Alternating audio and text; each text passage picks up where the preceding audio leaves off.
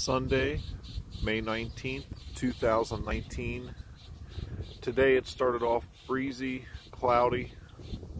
It's about 5:30 in the evening right now.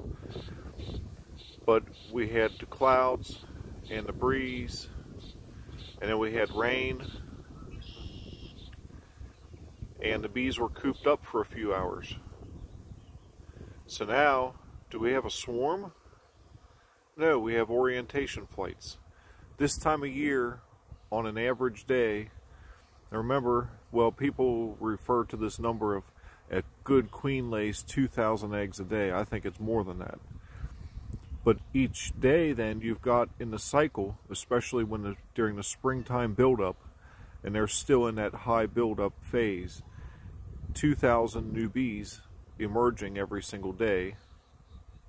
And each day you've got 2,000 on any particular part of the cycle.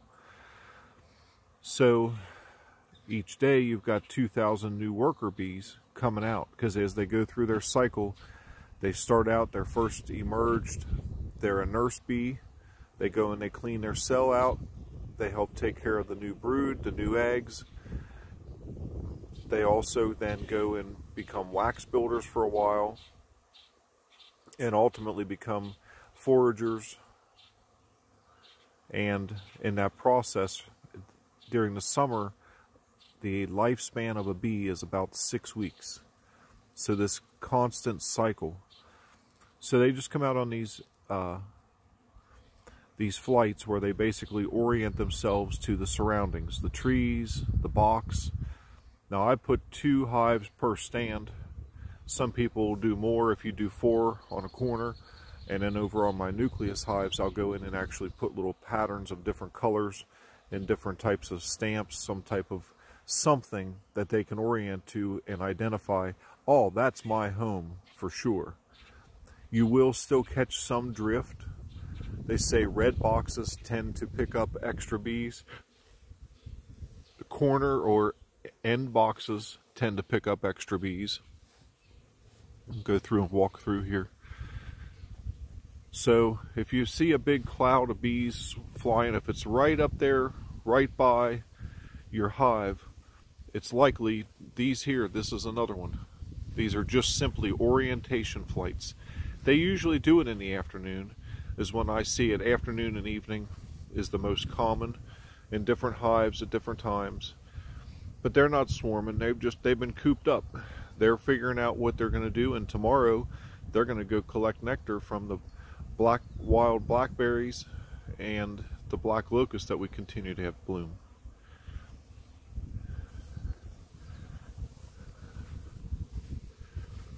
Here's another one. If it was a swarm, they would be pouring out and not just flying around in front of the box, but they would be flying out, pouring out of there, and going to a branch or a gathering point of some sort, where they would all get together, and then from that spot they would send out some scout bees, and over the course of, it could be hours or a couple days, determine where they're going to move to. Proper swarm management really comes down to you got to stay in your boxes. You got to get in there about every week or so, give or take, every 5 to 10 days. Watch for cells. If you get cells going, then pull them out of there, and at least, at the very worst, eliminate it down to 1 cell. They'll build a big strong hive. If they're going to swarm, they're too full, they might build as many 30 or more swarm cells.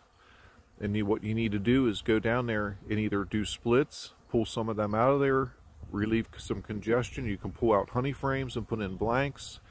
You can pull out some of those, do splits, something, and get some fresh frames in there, or drawn comb if you got it, so that they feel that they have more room.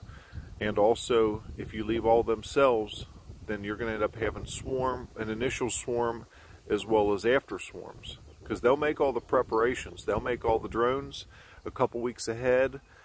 Then they'll make the swarm cells, queen cells, and then the initial swarm will take off. And then after that, then as other queens emerge from those queen cells, sometimes they'll go in and eliminate some of the others, or they may discover through, you know, hey, there's 5 other queens coming out of here right now. They're trying to kill me, and they'll take off. Well, some of the bees will leave with them, and they're going to ultimately go and try and find a new home, a new place to start another hive. Then another one comes out, and next thing you know, you've lost half or 3/4 of the bees that were in that hive. Your honey crop is ruined, because during that nectar flow, they're all gone. So the idea is to try and, it's a fine line, trying to balance between keeping all the bees in the hive and you know, keeping the population up as high as you can, but yet preventing them from swarming. It's a real fine line. So don't worry about it. If you see that, they're just circling around there. And at the same time, we do have some foragers that are out collecting different things, and they're coming back and they're going back in the hive. But they like to come out, and some of them will take off the landing board. Some of them will go, they'll crawl up the face of the box, and then all of a sudden they'll take off, and then they'll circle around. And other ones, you know, once they've done the orientation and they recognize, all right, this is, I know where home is.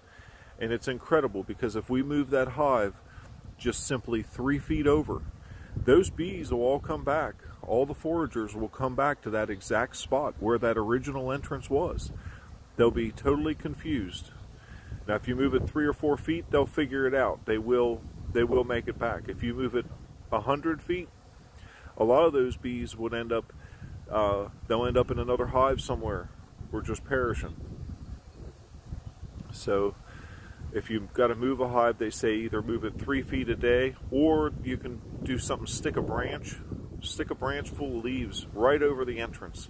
So when they come out, they got to crawl in between all those leaves, and they say, wait, something's different. That's another couple little tricks you can do if you do have to move a hive suddenly, because the other rule is 3 miles. If you move a hive 3 miles, they automatically, somehow they know at that point that they've moved farther away, and then they will reorient on their own anyway. So don't worry about something like this. This is completely normal.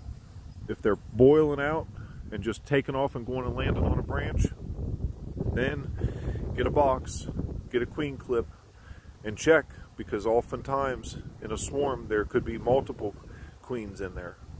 Thanks for watching.